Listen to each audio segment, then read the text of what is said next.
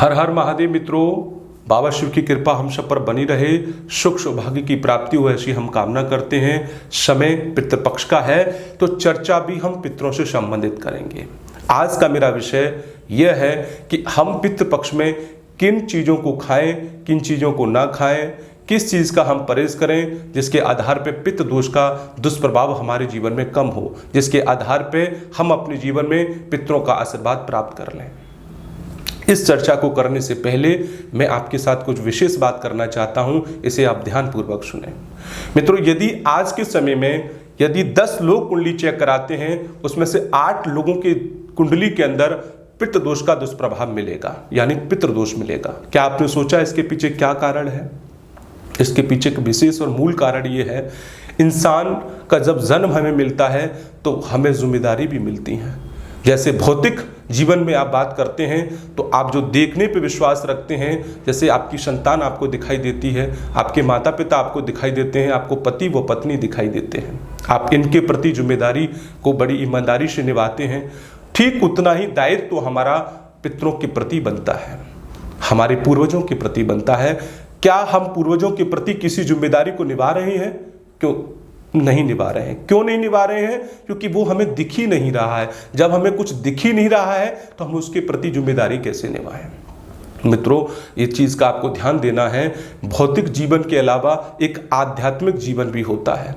तो पितृ जो होते हैं उनकी एक योनि होती है जिसके अंदर पितरों के निमित्त हमें अवश्य कुछ करना चाहिए। आज के समय में इसका विशेष कारण यही है, हर एक तीसरा व्यक्ति इसीलिए कुंडली में पितृदोष के प्रभाव से पीड़ित है कि पितरों के प्रति जो हमारी रिस्पॉन्सिबिलिटी है उससे हम नहीं निभा रहे हैं। पहले के समय में हमारे पूर्वजों के द्वारा पितरों के प्रति इतने अच्छे से, इतने ढंग से इस जिम्मेदारी को निभाया जाता था जैसे हम अपनी संतान के प्रति निभा रहे हैं, जैसे हम अपने माता पिता के प्रति निभा रहे हैं। हर महीने में या साल के एक महीने में एकादशी हो, चतुर्दशी हो या अमावस्या हो, उस दिन ब्राह्मणों को भोजन कराया जाता था पितरों के निमित्त। त्रिपंडी श्राद्ध या तर्पण कराया जाता था जिससे हमारे पितरों का आशीर्वाद हमारे परिवार में बना रहता था। लेकिन आज के समय में हम ऐसा कुछ भी नहीं करते हैं। तो आप यदि इस तरह का कुछ नहीं कर सकते हैं तो खाने पीने में तो परहेज कर ही सकते हैं।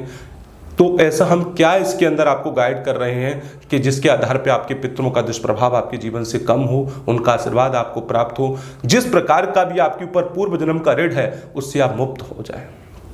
मित्रों, पितृपक्ष के अंदर हमें सात्विक भोजन का आहार करना चाहिए, जिसमें हमें लहसुन प्याज का उपयोग नहीं करना चाहिए, हमें उसमें मदिरा का सेवन नहीं करना चाहिए, हमें किसी जीव हत्या करके उसके मांस आदि का आहार नहीं करना चाहिए। ऐसा करने से हमारे ऊपर पितृ ऋण का प्रभाव और ज़्यादा बढ़ जाता है।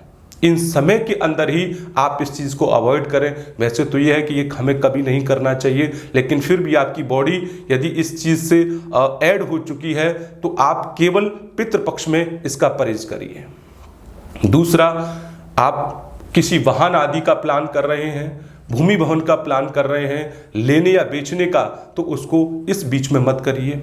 पितृपक्ष के अंदर आपको ना भूमि भवन लेना है ना ही बेचना है। यदि कोई वाहन, चाहे 2 व्हीलर हो या 4 व्हीलर हो या अन्य किसी प्रकार का सुख साधन हो, आपको वो नहीं बेचना चाहिए, नहीं लेना चाहिए। इस समय नए वस्त्र आदि आपको नहीं लेने चाहिए। पितरों के समय के अंदर नए वस्त्र आपको नहीं खरीदने चाहिए। इस समय के अंदर आपको अपने बाल नहीं काटने चाहिए। इस समय के अंदर आपको अपने नेल्स नहीं काटने चाहिए। इस समय के अंदर यदि संभव है और आप पितृ का तर्पण करते हैं या पितृ डालते हैं, श्राद्ध डालते हैं, तो आपको पति पत्नी का भी परहेज करना चाहिए। ये जो पितृपक्ष का समय है, इस समय पे आप बड़े उपाय नहीं कर सकते हैं तो ये छोटे से परहेज तो आप घर में कर ही सकते हैं, जिसके आधार पे आप अपने जीवन में पितरों का आशीर्वाद ग्रहण कर सकते हैं। और एक विशेष बात, पितृपक्ष में किसी भी प्रकार से आप ऐसी गलती ना करें कि अपने शब्दों से किसी दूसरे को घात पहुंचा रहे हैं, अपने शब्दों से दूसरे को ठोस पहुंचा रहे हैं।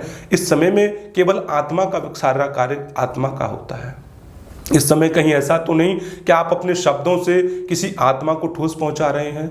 ऐसा नहीं करना चाहिए। वैसे तो हमारा ये गुण हमेशा के लिए होना चाहिए, लेकिन विशेष करके पितृपक्ष के अंदर हम अपने शब्दों से, चाहे वो जीव हो चाहे वो मनुष्य हो, चाहे वो किसी प्रकार से अन्य कोई हो, गरीब हो अमीर हो, हम अपने शब्दों पे इतना नियंत्रण करें कि हम किसी के साथ ऐसे शब्द ना बोल जाएं जिससे उसे बुरा लगे और उसकी आत्मा को बुरा लगे। तो इन चीज़ों को आपको अवॉइड करना चाहिए, इन चीज़ों का आपको परहेज करना चाहिए। ऐसा करते हैं तो आपके लिए बड़ा अच्छा रहेगा, सुखद रहेगा। और यदि आप इन चीज़ों को करते हैं श्राद्ध पक्ष के अंदर तो वो गुरु चांडाल दोष के अंदर बदल जाता है। यानी इस समय किया गया ये कार्य आपके लिए गुरु चांडाल दोष की भांति फल प्रदान करता है, जो आपके सालों साल तक आपके जीवन के लिए नुकसानदायक होता है। यही विशेष कारण होते हैं जिससे हमारे जीवन में ऋण बनना शुरू हो जाता है, ऋण कर्जे बनना शुरू हो जाते हैं। अब धन का ही कर्जा नहीं होता है, हमारी जिम्मेदारी होती है, माता पिता के निमित्त कुछ जिम्मेदारी होती है जिसका हम ढंग से निर्वहन नहीं कर पाते। हमारी पत्नी व पति के प्रति जिम्मेदारी होती है जिसका हम ढंग से निर्वहन नहीं कर पाते। संतान के प्रति जिम्मेदारी होती है जिसको हम ढंग से निर्वहन नहीं कर पाते। गुरु के प्रति कुछ जिम्मेदारी होती है जिसे हम नहीं कर पाते। तो कर्म से भाग्य बदलता है, कर्म का फल भाग्य है। तो जब आप नए जीवन में जाएंगे तो जिस जिम्मेदारी को आप ढंग से निर्वहन नहीं करते हैं वही सुख आपको कष्ट बन के आपके जीवन में पित्त दिश बन के प्रारंभ हो जाता है। तो पितृ पक्ष के अंदर आपको इन चीज़ों का ध्यान रखना चाहिए, इन चीज़ों को फॉलो करना चाहिए। ऐसा करते हैं लाभ मिलेगा। जब तक आप स्वस्थ रहिए, व्यस्त रहिए, शरीर को स्वस्थ रखिए आहार के द्वारा और मन को शुद्ध रखिए दान एवं मंत्रों के द्वारा। हर हर